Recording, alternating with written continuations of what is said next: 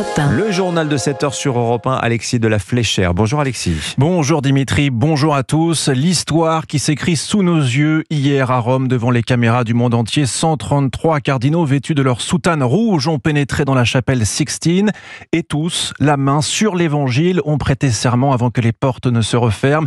Début d'un conclave qui n'a pas pour l'instant permis d'élire un nouveau pape. C'est bien une fumée noire qui s'est échappée hier soir de la cheminée de la chapelle Sixtine. Un moment que l'envoyé spécial d'Europe 1 à Rome, Frédéric Michel, a suivi place Saint-Pierre avec les fidèles. Reportage. 21h vient de sonner, la nuit est tombée sur Rome et des milliers de personnes réagissent en même temps en voyant la fumée sortir de la cheminée de la chapelle Sixtine. C'est noir, ouais. On reviendra. Loïc et Antonin étudient en Suisse, ils voulaient être à Rome pour le conclave. On a tout préparé, nos affaires pour les 2 jours. Ouais. On espère que ce sera 2 jours. Ça me paraît être un événement qu'il fallait vivre. Oui, ça c'est sûr, c'est sûr. On sent l'euphorie dans la foule, etc. La tension, etc. Ouais. Une foule dense est venue une nouvelle fois des 4 coins du monde. 3 heures on a attendu, c'était long. On a attendu, on pensait qu'il allait y avoir une élection et finalement, rien du tout. Père Benito de Kinshasa. C'est important d'être là. Évidemment, oui. Toute l'église attend son pasteur et nous sommes là et nous devons vivre ça. La première fumée, il fallait le voir. C'est un moment historique important. Je vis ici à Rome depuis 12 ans. Donc en vivant ici, je ne pouvais pas rater ça. Et ce matin, et peut-être encore cet après-midi, s'il n'y a pas eu de fumée blanche, ils seront des milliers à scruter la cheminée du toit de la chapelle Sixtine, avec très souvent leur téléphone portable en mode appareil photo braqué sur la cheminée pour immortaliser cet instant historique. Rome, Frédéric Michel, Europe 1. Le conclave se poursuit donc. Tout à l'heure va commencer la deuxième journée de huis clos. 2 tours de scrutin le matin, 2 autres l'après-midi. Et pas simple pour les cardinaux de se mettre d'accord. On l'a vu hier soir avec cette fumée noire qui est arrivée un peu plus tard que prévu. Les 133 cardinaux viennent de 70 pays différents, avec chacun évidemment leur sensibilité, ce qui peut effectivement parfois compliquer un peu les choses, Louise Salé. Alors, il y a la traditionnelle rivalité entre progressistes et conservateurs. Les premiers veulent poursuivre les réformes lancées par François, plus de place aux femmes ou en finir avec le célibat des prêtres, tandis que les seconds préfèrent respecter la tradition et ne pas opérer de changements, aussi bien au niveau du rite que de la doctrine de l'Église. Mais depuis la nomination par François de cardinaux originaires des 4 coins du monde, d'autres divergences sont apparues.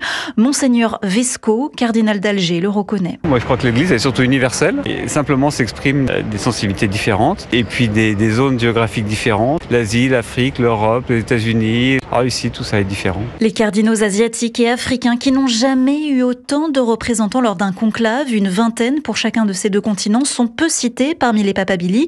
Pourtant, leur voix est forte. Les prélats africains se sont fait entendre lorsqu'ils se sont opposés à François sur la possibilité de bénir des couples de même sexe.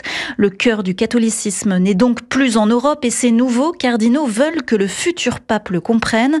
Leur avis compte plus que jamais pendant cette élection. Louise Salé, envoyée spéciale d'Europe 1 à Rome. Et retour en France, Alexis, avec cette poignée de main qui a fait beaucoup parler hier. Oui, celle entre Ahmed Al-Shara et Emmanuel Macron sur les marches de l'Élysée. Le président français a bien reçu hier le nouveau président intérimaire de la Syrie, dont le CV fait froid dans le dos. Ahmed Al-Shara, ancien djihadiste, il a dirigé le groupe islamiste HTS.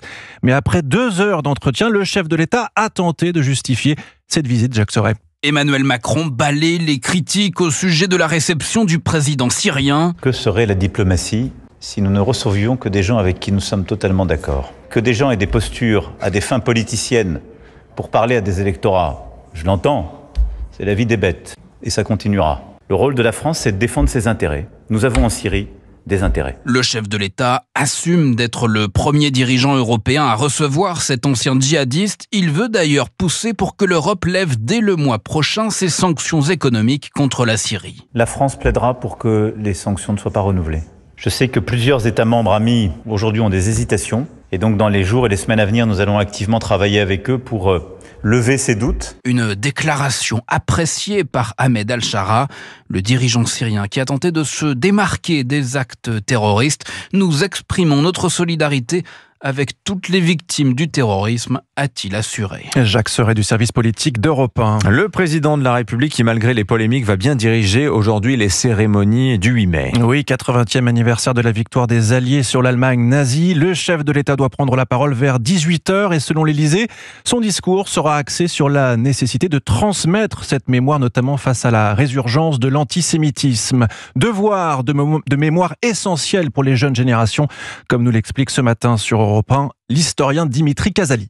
C'est passionnant d'essayer d'établir une passerelle entre les tout derniers survivants qui ont vécu cette horreur et notre jeunesse actuelle qui, malheureusement, je le regrette, n'est de moins en moins concernée par son histoire. Raconter les horreurs de cette Seconde Guerre mondiale, il faut le rappeler, c'est 52 millions de morts à travers le monde. Depuis 30 ans, on a perdu nos fondamentaux, savoir transmettre notre histoire. Regardez la date du 8 mai 45, demandez autour de vous, à tous les jeunes, qu'est-ce que ça évoque pour eux. 99% sont incapables de dire que c'est la victoire sur le nazisme et la fin de la Seconde Guerre mondiale. C'est important de maintenir cette date au niveau de l'unité nationale, je dirais même de la cohésion nationale. Dimitri Casali, historien, joint pour Europe 1 par Théo Grévin, a souligné aussi ce matin qu'en ce jour de commémoration débute en Ukraine une trêve de 3 jours. Et on en vient à présent, Alexis, à ces violences qui ont éclaté cette nuit à Paris.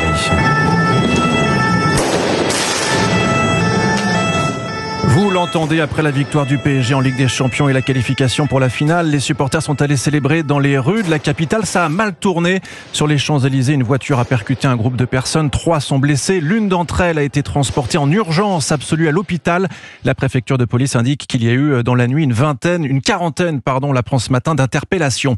Un mot d'ailleurs ce matin de ce sondage. C'est ça pour Europe 1, CNews et le JDD qui nous apprend que 70% des Français estiment qu'il n'y a plus d'endroit dans le pays où on puisse être en sécurité. Oui, partageant là le diagnostic qui avait été formulé ce week-end dernier en interview par le garde des Sceaux, Gérald Darmanin. Malgré les violences hier en marge de la victoire du PSG, on va retenir aussi ce matin, Alexis, les sourires de nombreux supporters parisiens. Et oui, la victoire du PSG sur le terrain reste belle. Victoire 2-1 contre Arsenal et les fans sont bien sûr très heureux. Super heureuse, magnifique, historique, c'est un moment indescriptible. On est tellement contents, on a retenu notre souffle, c'était juste incroyable.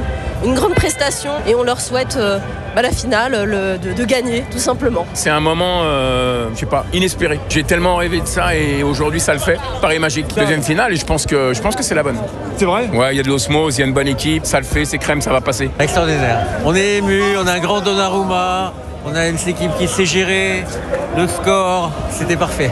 Vous allez devenir champion d'Europe ? Sûr. Et on sera les premiers à avoir un palmarès comme on a et qu'on mérite pour un club qui a été créé en 1970. C'était super, un grand PSG, on est heureux. Voilà, on est en finale, on verra bien. On a confiance dans notre équipe. Vous irez à Munich ? On y va à pied s'il faut. Voilà, on va tout faire pour aller à Munich, ça c'est certain. Voilà des fans interrogés par Cyril de la Morinerie. Rendez-vous le 31 mai face à l'Inter pour cette finale. Voilà, espérons que ça se passera mieux dans la rue et qu'on évitera ce qui s'était passé, rappelez-vous, pour la finale de la Ligue des Champions 2020.